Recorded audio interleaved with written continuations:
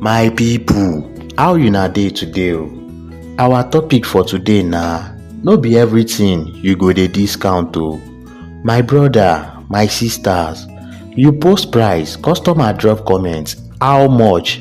Your reply na 10k. Dem reply, remove something now, and you sharp like say dem press remote. Sharp you reply, okay, take am for 7k.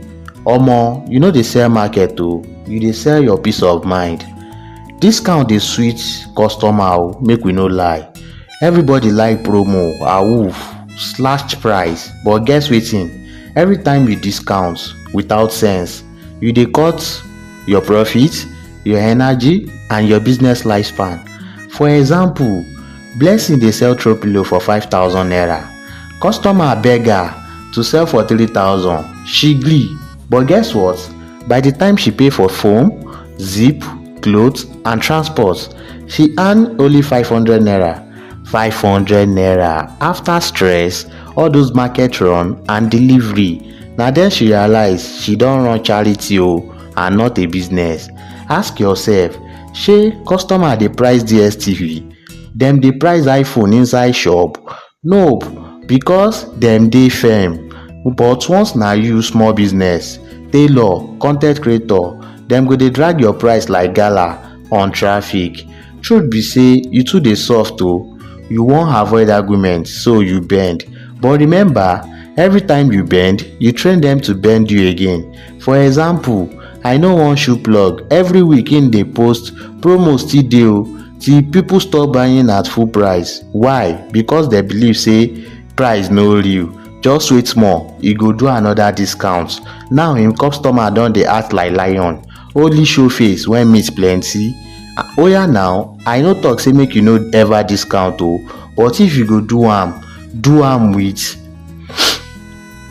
with strategy. Use dis 4 method. Number 1, bulk order discount. Buy 5, I go reduce price. Loyal customer reward. You don buy 3, you dey chop bonus. Limited time offer. Dis price na for only dis week o. Add value instead of cutting price. E.g., for 10k price, but I go add free delivery or branded packaging. For example, Uche dey sell Ankara shirt. Instead of cutting price, e add custom name embroidery for regular price. Customer feel VIP and Uche protect im profit. Saying no mean say you rude o, e mean say you get sense and self-worth. Use dis line, I fit reduce price more, but I go remove the bonus.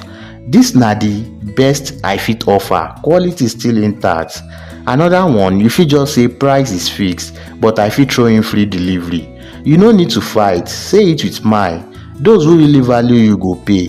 Those wey wan price you like onions, those one no be your customer be that o, dem be passerby. No be everything you go discount. If every time you dey cut your price to please customer, one day you go use profit buy peace of mind. Protect your profit, package your value, price with confidence. Dis na Street MBA with Kapick. We no dey slash value, we dey add sense. Class don close for today. Apply the lesson learned. Washere.